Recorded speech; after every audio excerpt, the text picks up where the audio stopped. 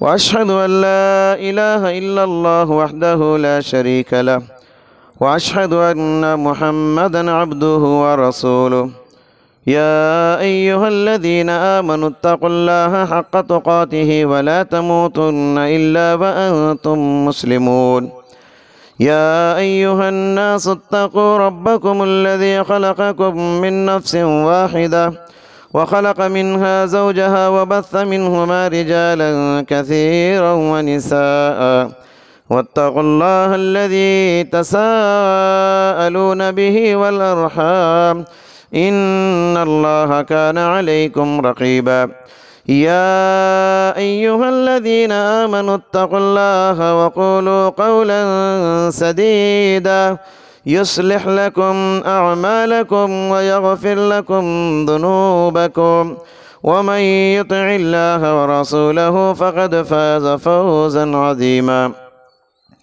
أما بعد فإن خير الحديث كتاب الله وخير الهدي هدي محمد صلى الله عليه وسلم وشر الأمور محدثاتها وكل محدثة بدعة وكل بدعة ضلالة وكل ضلالة في النار أعوذ بالله السميع العليم من الشيطان الرجيم بسم الله الرحمن الرحيم يا أيها الذين آمنوا اتقوا الله ولتنظر نفس ما قدمت لغد واتقوا الله إن الله خبير بما تعملون ولا تكونوا كالذين نسوا الله فأنساهم أنفسهم أولئك هم الفاسقون۔ محترم حضرات، پردہ نشین خواتین اسلام، اللہ کا شکر ہے کہ ماہ رمضان کی مصروفیات سے فارغ ہو کر ہم عید منانے کے لیے عیدگاہ میں جمع ہوئے ہیں۔ ہم دعا کرتے ہیں کہ اللہ تعالیٰ ماہ رمضان کی ایک ایک عبادت کو شرف قبولیت سے نوازے۔ محترم حضرات، جو آیت کریمہ سورہ حشر کی تلاوت کی گئی ہے، ان دونوں آیات میں اللہ تعالیٰ نے 3 پیغام دیے۔ پہلا پیغام تقوی، دوسرا پیغام فکر آخرت، اور تیسرا پیغام زندگی میں اللہ کو کبھی نہ بھولو۔ پہلا پیغام تقوی یعنی خوف الہی، اللہ کا ڈر، اسے کہتے ہیں تقوی۔ رمضان کی جو ساری تربیت ہے، رمضان کی ساری تربیت کو اگر ایک لفظ میں کہا جائے اسے تقوی کہا جاتا ہے۔ کتب علیکم الصیام کما کتب علی الذین من قبلکم لعلکم تتقون۔ اللہ نے فرمایا کہ رمضان کی ساری تربیت کا خلاصہ تقوی ہے، رمضان کا اصل سبق تقوی ہے، رمضان کا اصل میسیج تقوی ہے، رمضان کا حاصل تقوی ہے، رمضان کا پیغام تقوی ہے۔ تقوی کسے کہتے ہیں؟ ایک مرتبہ حضرت عمر رضی اللہ تعالیٰ عنہ نے ایک عظیم صحابی ابی بن کعب رضی اللہ تعالیٰ عنہ سے سوال کیا، بتائیے تقوی کسے کہتے ہیں؟ تو حضرت ابی بن کعب نے کہا، کیا آپ کا گزر خاردار کانٹے دار راستے سے ہوا ہے؟ ایسا تنگ راستہ جس کے چاروں طرف کانٹے ہو، کانٹے دار درخت ہو، تو آپ اس راستے سے کیسے گزرتے ہیں؟ کہا کہ قدم قدم پھونک پھونک کر رکھتے ہیں، سنبھل سنبھل کر چلتے ہیں، کہیں کپڑوں کو کانٹے نہ لگ جائے، کہیں سر پہ کانٹا نہ لگ جائے، کہیں پیر میں کانٹا نہ چبھ جائے، سنبھل سنبھل کر احتیاط کے ساتھ آگے بڑھتے ہیں۔ تو حضرت ابی بن کعب نے کہا تقوی اسی کا نام ہے. پوری زندگی اسی احتیاط کے ساتھ چلنا ہے. جیسے راستے میں کانٹے ہیں ویسے ہی زندگی کے راستے میں بہت ساری آزمائشیں ہیں، بہت سارے فتنے ہیں، بہت سارے گناہ ہیں جو ہم کو برائی کی طرف دعوت دے رہے ہیں. ان سارے گناہوں سے اپنے آپ کو بچاتے ہوئے قدم بڑھانا اور منزل کی طرف، جنت کی طرف آگے بڑھنا، اسی کا نام تقوی ہے. ہر نیکی میں آگے بڑھنا، ہر برائی سے قدم پیچھے ہٹانا. یاد رکھیے، ہم میں سے ہر انسان کے پیچھے شیطان کی طاقت کار فرما ہے. شیطان ہمارے قدم قدم پر جال بچھایا ہوا ہے. جیسا پرندے کو پکڑنے والا صیاد جال بچھاتا ہے، شیطان جال بچھایا ہے. خبردار، شیطان کے جال میں پھنسنے کی کوشش نہ کرنا. شیطان کی کوشش یہی ہوتی ہے کسی طریقے سے انسان کو اپنی جال میں پھنسا کر جہنمی بنا دے، جہنم کے اندر لے جا کر چھوڑ دے. لہذا اپنی زندگی میں تقوی پیدا کیجیے. یاد رکھیے، تقوی یہ زندگی میں بھی آپ کا سہارا ہے اور مرنے کے بعد سب سے بڑا سہارا ہے. ایک مرتبہ حضرت علی رضی اللہ تعالیٰ عنہ قبرستان گئے. قبرستان میں قبر والوں سے مخاطب ہو کر بات کرتے ہوئے کہا، حالانکہ حضرت علی جانتے ہیں کہ قبر والے سنتے نہیں، جواب دیتے نہیں، امت کو پیغام دینے کے لیے. حضرت علی نے کہا، اے قبر والوں، بتاؤ تمہارے پاس کیا خبر ہے؟ لیکن ہمارے پاس تمہارے لیے یہ خبر ہے کہ تمہارے گزر جانے کے بعد تمہارا مال تقسیم ہو گیا. تمہارے گزر جانے کے بعد تمہارے گھر میں کوئی اور آباد ہو گیا. تمہارے گزر جانے کے بعد تمہاری بیوی کو دوسروں سے شادی کرا دی گئی. اے قبر والوں، تمہارے پاس ہمارے لیے کیا خبر ہے؟ یہ کہہ کے حضرت علی رضی اللہ تعالیٰ عنہ زارو قطار رونے لگے. پھر کہنے لگے، اگر ان قبر والوں کو سننے کی سکت ہوتی، اگر ان قبر والوں کو جواب دینے کی طاقت ہوتی تو ضرور یہی جواب دیتے، انا وجدنا خیر زاد التقوی. سفر آخرت میں ہم نے سب سے بڑا سہارا تقوی کو پایا ہے. عالم آخرت میں ہم نے سب سے بڑا سہارا تقوی کو پایا ہے. محترم حضرات، زندگی میں بھی اور مرنے کے بعد بھی انسان کے لیے سب سے بڑا سہارا اللہ کا خوف اور اللہ کا تقوی. حضرات و خواتین، حضرت عمر رضی اللہ تعالیٰ عنہ کتنی بڑی شخصیت ہیں. حضرت عمر ایک راستے سے گزرتے تو شیطان اپنا راستہ بدل لیتا. ان کے ایمان کا یہ عالم تھا. پیارے نبی نے حضرت عمر کے بارے میں فرمایا تھا، لو کان بعدی نبیا لکان عمر. میرے بعد اگر کوئی نبی ہوتا حضرت عمر نبی ہوتے. ولیکن انا خاتم النبیین، لیکن لوگوں میں آخری نبی ہوں، میرے بعد کوئی نبی آنے والا نہیں ہے. اتنی بڑی عمر کی شخصیت، جن کے مشوروں پر آسمان سے وہی نازل ہوتی، پیغمبرانہ صفات رکھنے والی شخصیت. لیکن اللہ کا تقوی ان کے دل میں کیسا؟ ایک مرتبہ حضرت حذیفہ بن یمان کے پاس آتے ہیں. حذیفہ بن یمان کون ہے؟ رازدار رسول ان کو کہا جاتا ہے. یعنی اللہ کے نبی صلی اللہ علیہ وسلم جو بھی راز کی بات ہوتی حضرت حذیفہ ہی کو بتاتے. مدینے میں جتنے منافقین ہیں ان سارے منافقین کے نام اللہ کے نبی صلی اللہ علیہ وسلم نے صرف حضرت حذیفہ بن یمان کو بتایا تھا. ایک مرتبہ حضرت عمر، اللہ اکبر، خوف الہی کا کیا عالم ہے، اسے کہتے ہیں تقوی. حضرت عمر حضرت حذیفہ بن یمان سے تنہائی میں ملاقات کرتے ہیں اور پوچھتے ہیں، حذیفہ، اللہ کے نبی نے منافقوں کی جو لسٹ آپ کو دی ہے کہیں چیک کرو، اس میں عمر کا نام تو نہیں. اللہ اکبر. اسے کہتے ہیں محترم حضرات اللہ کا ڈر. اسے کہتے ہیں ہمیشہ انسان کتنا بھی اللہ والا بن جائے، کتنا بھی پرہیزگار بن جائے، ہمیشہ اللہ سے ڈرتے رہنا چاہیے۔ آج کے عید کا سب سے بڑا پیغام تقویٰ ہے، اور روزے کا سب سے بڑا پیغام تقویٰ ہے۔ رمضان جاتے جاتے تقوی کا سبق دے کر گیا ہے کہ باقی 11 مہینے آپ تقوی کے پیغام کو اپنی زندگی میں لاگو کیجئے۔ اور دوسرا سبق سورہ حشر کی ان آیتوں میں جو دی گئی ہے وہ ہے فکر الہی۔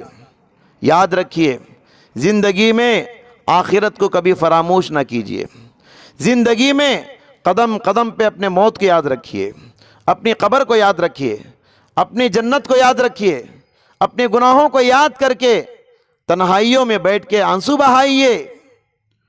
ہم لوگ زندگی میں بہت ساری چیزوں کا جائزہ لیتے ہیں، اپنا حساب لگاتے ہیں، کمپنی کا جائزہ لیتے ہیں، کاروبار کا جائزہ لیتے ہیں، پیسوں کا جائزہ لیتے ہیں، لیکن بہت کم لوگ ہیں جو آخرت کا جائزہ لیتے ہو، آخرت کی فکر کرتے ہو۔ اس آیت میں یہی پیغام، یہی دعوت دی گئی ہے، وَلْتَنْظُرْ نَفْسٌ مَّا قَدَّمَتْ لِغَدٍ۔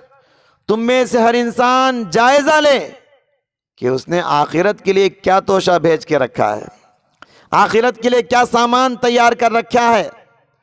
اللہ اکبر، دعوت فکر دی جا رہی ہے۔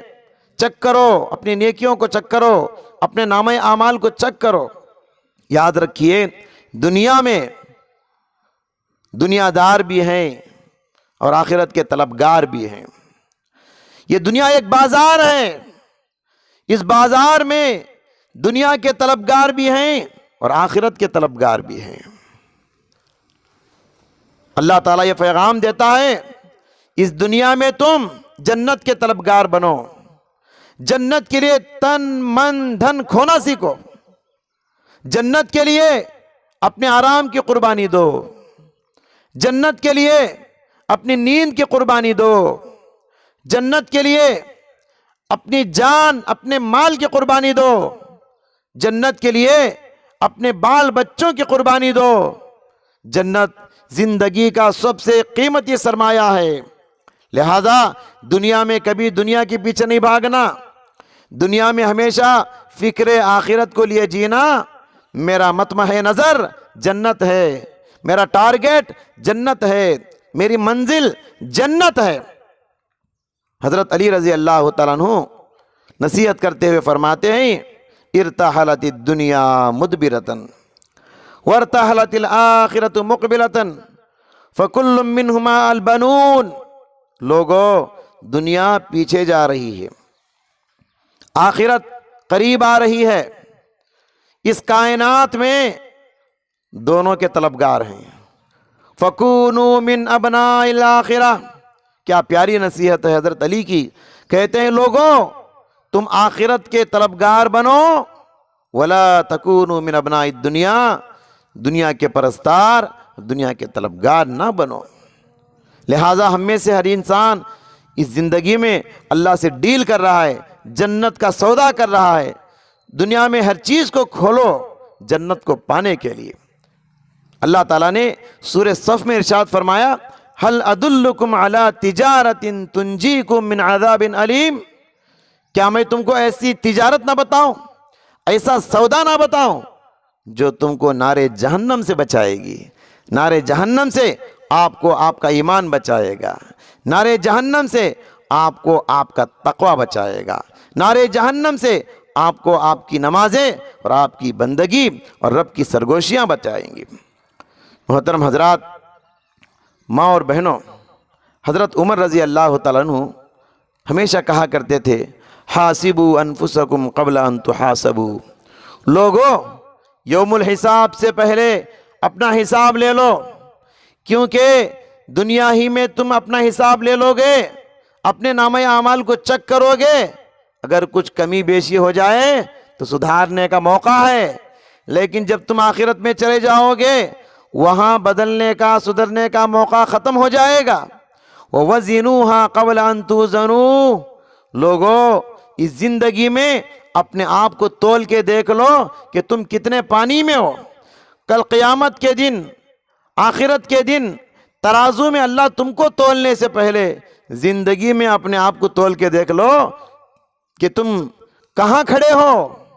تمہارے پاس نیکیاں کتنی ہیں، گناہ کتنے ہیں؟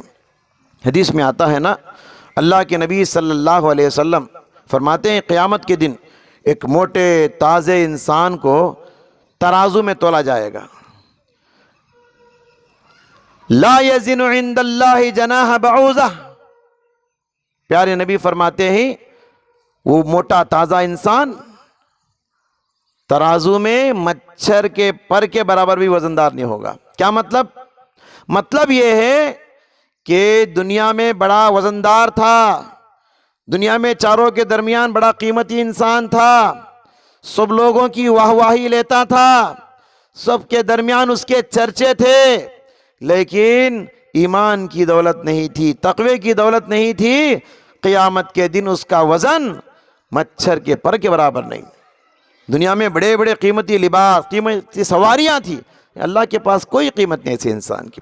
تو لہٰذا اپنے آپ کو زندگی میں تول کے دیکھ لو، جیسے ہی سانس کا ڈورا ٹوٹ جائے گا یہ رشتے سارے چھوٹ جائیں گے، کوئی ساتھ نہیں آئے گا۔ آپ کی دولت آپ کا ایمان ہے۔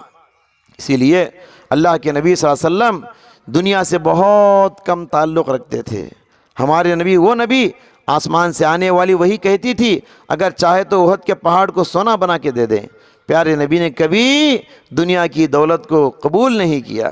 ایک مرتبہ کی بات ہے، حضرت عمر اللہ کے نبی کے گھر آئے، گھر کی حالت کو دیکھا، گھر چھوٹا سا کمرہ ہے اور سامان کیا ہے گھر میں؟ ایک حصیر ہے اور ایک تکیہ ہے اور کوئی بستر نہیں ہے، ایک دو ہانڈی ہیں، ایک چمڑا لٹک رہا ہے، جو کے کچھ دانے پڑے ہوئے ہیں۔ بس پیارے نبی کے گھر کی پوری کائنات یہی ہے۔ حضرت عمر کو غریبی کے اس عالم کو دیکھ کر آنکھوں میں آنسو آ گئے۔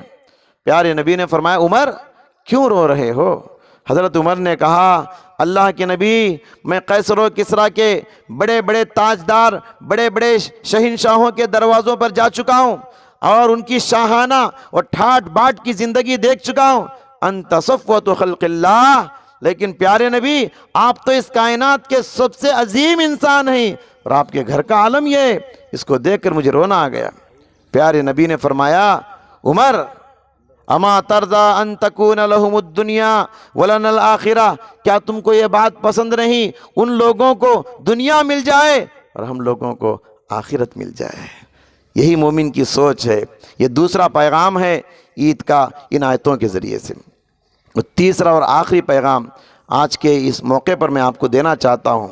حضرات اللہ فرماتا ہے وَلَا تَكُونُوا كَالَّذِينَ نَسُوا اللَّهَ، ان لوگوں کی طرح نہ ہو جانا جنہوں نے اللہ کو بھلا دیا اور اللہ نے ان کو بھلا دیا۔ یاد رکھیے جو انسان اس زندگی میں اللہ کو بھول جاتا ہے اللہ بھی اسے بھول جاتا ہے۔ مطلب اللہ اس کو سہارا نہیں دیتا، مشکل گھڑیوں میں ساتھ نہیں دیتا۔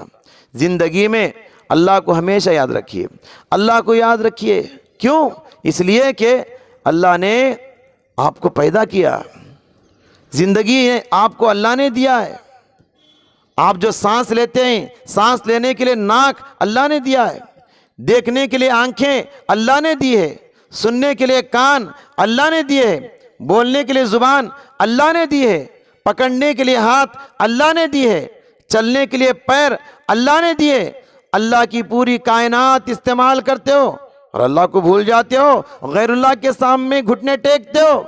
اس سے بڑا گناہ دنیا میں نہیں ہو سکتا۔ زندگی میں ہر لمحہ اللہ کو یاد رکھو، اور اللہ کو یاد رکھنے کا آسان طریقہ نماز ہے۔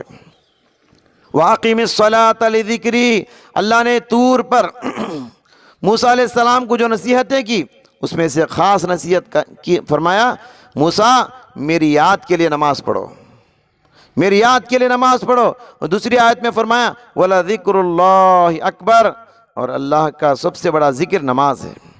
تو لہٰذا اللہ کو صبح شام یاد رکھیے، فجر سے پہلے اللہ کو یاد رکھیے، دوپہر 1 بجے اللہ کو یاد رکھیے، شام میں عصر کے وقت اللہ کو یاد رکھیے، سورج ڈوبنے کے بعد اللہ کو یاد رکھیے، رات کو سونے سے پہلے عشاء کی نماز اللہ کو یاد رکھیے۔ تو اللہ کو وقفے سے یاد رکھنے کا آسان ذریعہ نماز ہے۔ قرآن میں 10 ایسی آیتیں جو اللہ کو بھول جائے گا اللہ ان کو بھول جائے گا۔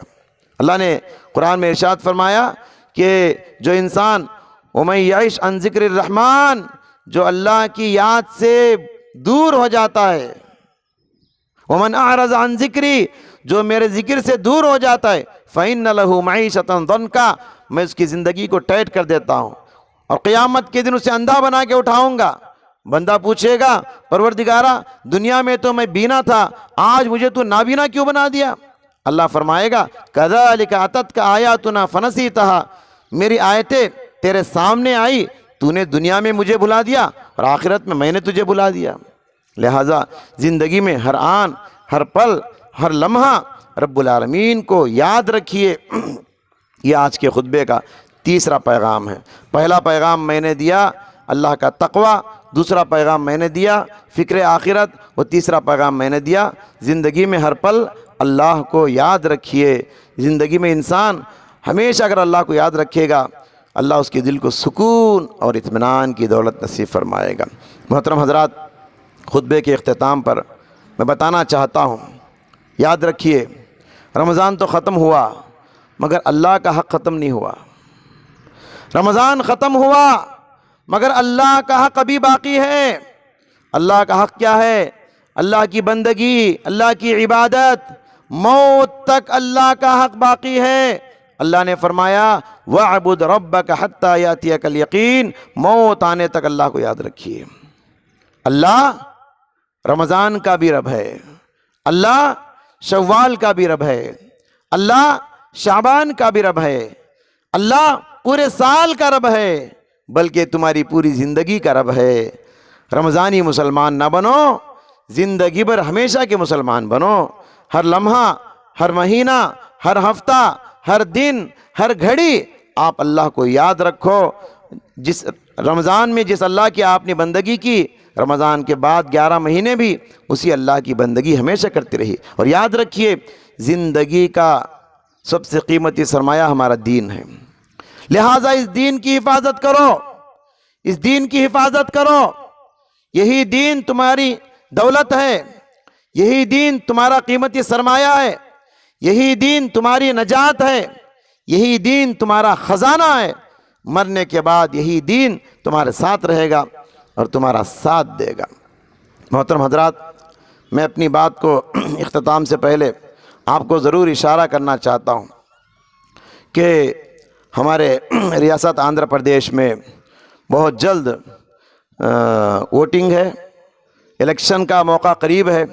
اس موقع پر آپ ایک ذمہ دار مسلمان کا ثبوت دیجئے۔ پیارے نبی صلی اللہ علیہ وسلم نے فرمایا ایک مومن جو ہے دھوکہ کھانے والا کبھی نہیں ہوتا۔ لا یلدغ المؤمن من جوہر مرتین، ایک سوراخ سے 2 مرتبہ ایک مومن دھوکہ نہیں کھاتا۔ ایک مرتبہ ایک سوراخ میں انگلی ڈالا، بچھو نے کاٹ دیا، پھر ایک بار اس میں انگلی نہیں ڈالے گا۔ تو لا یلدغ المؤمن من جوہر مرتین، مومن ایک سوراخ سے 2 مرتبہ دھوکہ نہیں کھاتا۔ ایک بار ہم نے دھوکہ کھایا ہے، اگلی بار ایسے انسان کو اقتدار ہرگز نہیں ملنا چاہیے۔ تو لہٰذا ووٹ یہ بہت بڑی طاقت ہے، اور ووٹ جو ہے یہ ہر شہری کا ایک حق ہے اور ہر سٹیزن کی سب سے بڑی دلیل ہے۔ تو لہٰذا آپ اپنے ایک ووٹ کو بھی معمولی نہ سمجھیں۔ یاد رکھیے آپ کا ایک ووٹ کسی کو کرسی پر بٹھا سکتا ہے، کسی کو کرسی سے اتار سکتا ہے۔ آپ کا ایک ووٹ کسی کو تاجدار بنا سکتا ہے، کسی کو بے تاج بنا سکتا ہے۔ لہٰذا اپنے ایک ووٹ کو کبھی بیکار نہ کریں۔ یاد رکھیے آپ کے سامنے بہت سارے امیدوار ہوں گے، ہمارے پاس 3-4 عظیم پارٹیاں ہیں۔ ہر امیدوار آپ کے در پر آئے گا اور آپ کو رشوت دے گا، لالچ دے گا، پیسے دے کر ووٹ خریدنے کی کوشش کرے گا۔ خبردار، یہ غلطی کبھی نہیں کرنا۔ پیسے دے کر ووٹ کو بیچنا یہ زندگی میں سب سے بڑی بدترین خیانت ہے، سب سے بڑی اور بدترین خیانت ہے جو لوگ پیسہ دے کر ووٹ ڈالتے ہیں۔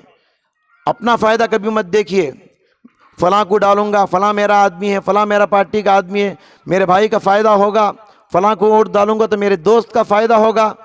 آپ شخصی مفادات کو ختم کیجئے، ملک کا فائدہ دیکھیے، وطن کا فائدہ دیکھیے، ریاست کا فائدہ دیکھیے، قوم کا فائدہ دیکھیے، سماج کا فائدہ دیکھیے۔ جس کے اندر لوگوں کی خدمت کا جذبہ ہو، جس سے امید ہو، اس آدمی سے ہندو مسلم اتحاد پیدا ہو سکتی ہے۔ اس آدمی سے، یہ آدمی سیکولر ذہن کا ہے، ایسے آدمی کو جتانا ہم میں سے ہر ایک کی ذمہ داری ہے۔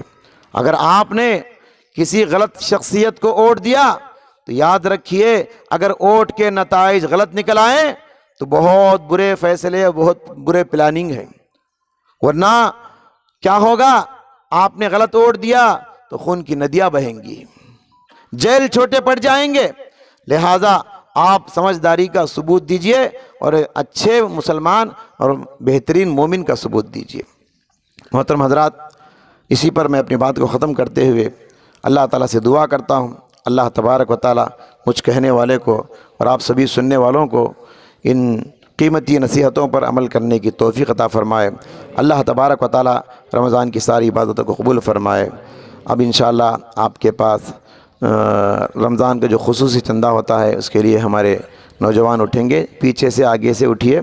یاد رکھیے کہ جیسا کہ جمعہ میں اعلان ہوا، مسجد تنگ دامنی کا شکوہ کر رہی ہے، خاص کر جمعہ کے دن مسجد کافی نہیں ہوتی ہے، لوگ دھوپ میں کھڑے رہتے ہیں، تو ہمارے ذمہ داروں نے سوچا مسجد کے متصل جو جگہ ہے اس کو خریدنے کی بات ہو رہی ہے، تو لہٰذا ماشاءاللہ دل کھول کر ہمارے بھائیوں نے لاکھ روپے، 2 لاکھ روپے، 50,000 روپے، 10,000 روپے اپنی اپنی طاقت سے مسجد کی جگہ کی خریداری کے لیے اپنا قیمتی تعاون پیش کیے ہیں۔ میں ماں بہنوں سے بھی گزارش کرتا ہوں اور بھائیوں سے بھی گزارش کرتا ہوں، آج کا اپنا قیمتی تعاون، جگہ کی خریداری اور عید کا خصوصی چندہ دل کھول کر دیجئے۔ ان اللہ لا یضیع اجر المحسنین، نیک لوگوں کے جو بھی احسانات ہیں اللہ اس کو کبھی ضائع نہیں کرتا۔ 4 آدمی اٹھیے، 1 2 آدمی نہیں، جلدی ہونا، 1 منٹ میں کام، دھوپ ہے، آپ دیکھ رہے ہیں گرمی شدت کی ہے۔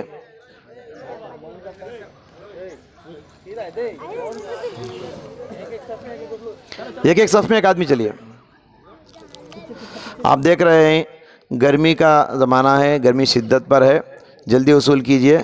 عید کی نماز جتنا جلد ہو سکے ادا کرنا چاہیے، کیونکہ یہاں پر کوئی شامیانہ نہیں ہوتا ہے، ہم لوگ نہا دھو کر نئے کپڑے پہن کر آتے ہیں اور پسینے میں شرابور ہو کے پوری حالت خراب ہو جاتی ہے، تو لہٰذا جلدی آئیے، جلدی عید کی نماز پڑھیں گے، کیونکہ عام طور پہ لوگوں کو ہمیشہ شکایت رہتی ہے اتنا جلدی عید کی نماز کہاں سے پڑھیں گے۔ آپ دیکھ رہے ہیں نا، بوڑھے لوگ ہیں، بیمار ہیں، بچے ہیں، خواتین ہیں، ان سب کا بھی ہم کو خیال کرنا ہے۔